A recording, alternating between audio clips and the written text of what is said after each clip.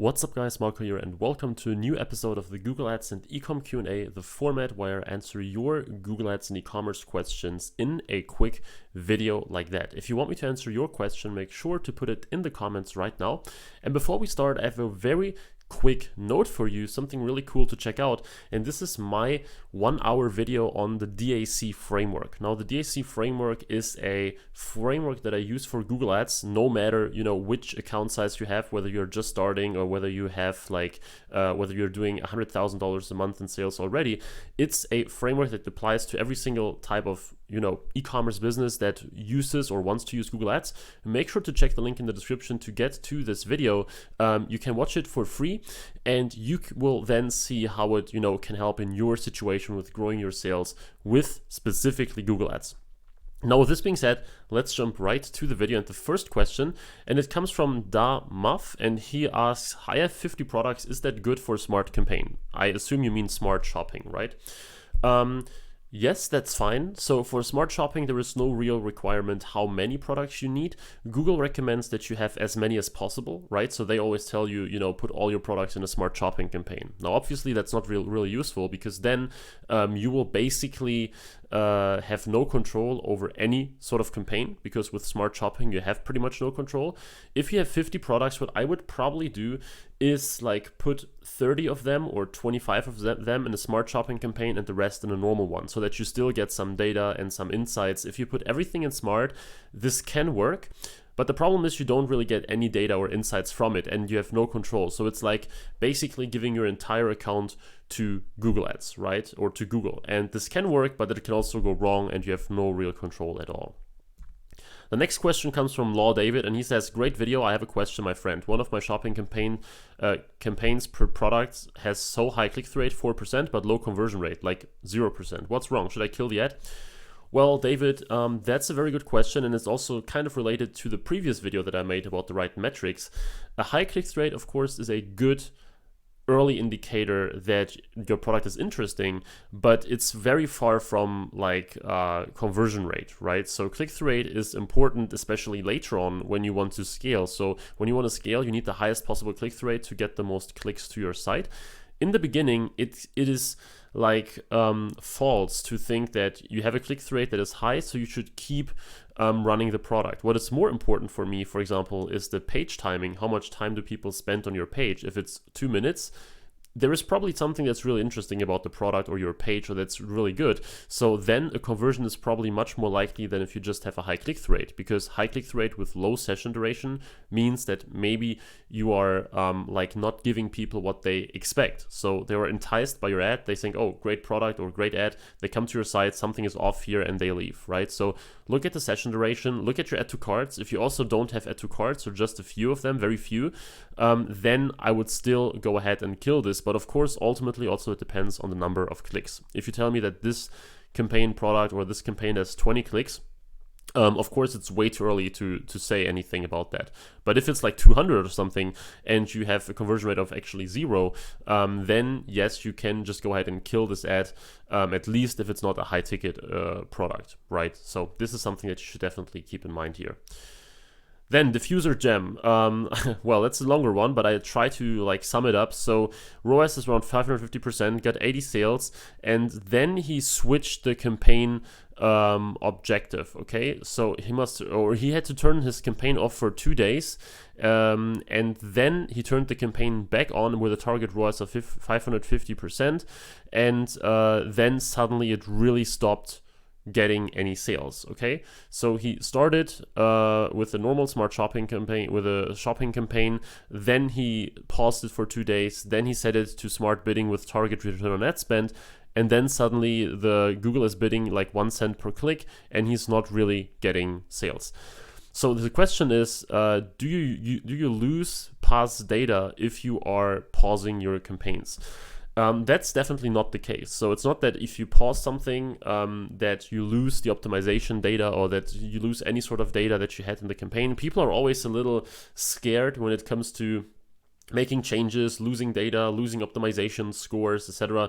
Yes, of course, that's important, and you shouldn't go ahead and pause a campaign for weeks or something, because then, yes, sure, you start like, after a few weeks of not having any sort of traffic, the campaign is not starting at zero, but it will definitely hurt the whole thing. Now, if you just pause it for 1 or 2 days because you have to make a change to your website or because you have an issue with your billing or something, then that's not a big deal. Like, it's not that you always have to keep campaigns running just for the sake of somehow having a better optimization score or something, right? So if absolutely necessary, sure, pause your campaigns. It's better than just spending money, even though it makes no sense really. Sometimes if it's okay for you, if it's like a money issue or something, you might want to consider just putting the budget down a bit. So if you spend $50 a day, maybe just go down to 25 so that you still get data and everything. If you can afford that, if that's fine. But if it's really an actual problem, right, then of course, pause the campaigns. There is no point in just running them just for the sake of having better optimization. That's definitely not really useful. And also you asked, should I switch back to manual CPC? No one can help but you. Thanks. That's nice. Yes, switching back to manual CPC can help. Like, target return on ad spend requires quite a lot of conversions. I mean, you had 80 sales in the past 30 days, so that should be fine. But generally, whenever you switch the bidding strategy, things will always go downhill first, most of the time. Now, in your case, you pause the campaign, number 1, and then you change the bidding strategy, number 2. So 2 things that can potentially interfere with the optimization and the algorithm in this case. So yes, switching back to manual CPC, probably with enhanced CPC, would be a good thing to do here. And then you can later on always check whether you make a change to target ROAS later on. The point is, since you're doing 550%, so you're doing very, very well, and you do get 80 sales, don't change the bidding strategy in such a case, okay? Changing bidding strategies is great when you later on want to experiment a little bit, or when you want to squeeze a little more out of it or something like that. 550% is great, so don't change a campaign in that case, at least not without some proper experimentation. Then Danny asks, sorry, I not understand why never advertise all product on Smart, because I do general store around 500 products. Well, that's just what I mentioned in the beginning, right? So yes, it makes sense to advertise all products on Smart because Google has the most data and the most products to work with. But the big problem here is that, first of all, you get no insights into search terms. So with Smart Shopping, you don't see what people are looking for. And let's say you run a Smart campaign for 2 months, $100 per day or something. After 2 months, let's say you have some sales and everything, but you have literally 0 insights in your campaigns. So you don't see what people are entering into Google. You cannot adjust anything. You cannot adjust based on devices. You cannot add negative keywords. You cannot make any changes. So as long as it's running well, that's cool, and you make money and everything, that's fine. But you don't learn anything from it, and you cannot really optimize the campaign yourself. Sure, Google will do that for you, and they're pretty good at that. But sometimes you just want to say, hey, I want more desktop clicks, or hey, I want these negative keywords because I know that they're very, very important, and Google probably doesn't know that. So putting all products there will make you unable to do any real changes to the account or to to your campaigns basically, and that's not a smart thing. So in your case, just as I said previously, it's fine to put half your products in there, or a third, or maybe also 300 to 400 in this case, but just keep some products running in normal campaigns, in normal tests where you have full control. And then the last question is from Loopy, and he asks, I created a video ad for YouTube and its status is eligible. However, it has no impressions or any stats showing in either Google Ads or Analytics. I created it about a week before I posted this comment. Well, this happens quite a lot with shopping and also YouTube, and sometimes display. The point is that you should check if your audience targeting is on point. So sometimes you select audiences that are very, very small or too small. So check on the left-hand side on your settings the audience tab and whether all audiences are actually eligible and not only the ad itself.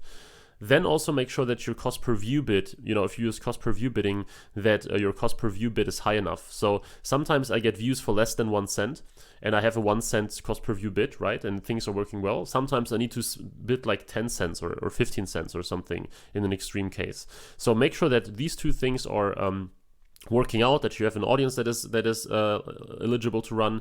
Also, that you're not restricting yourself too much with placements, like a specific YouTube channel or something, and make sure that your CPC bid is high enough. These 3 things, and then your ad should actually start running pretty soon.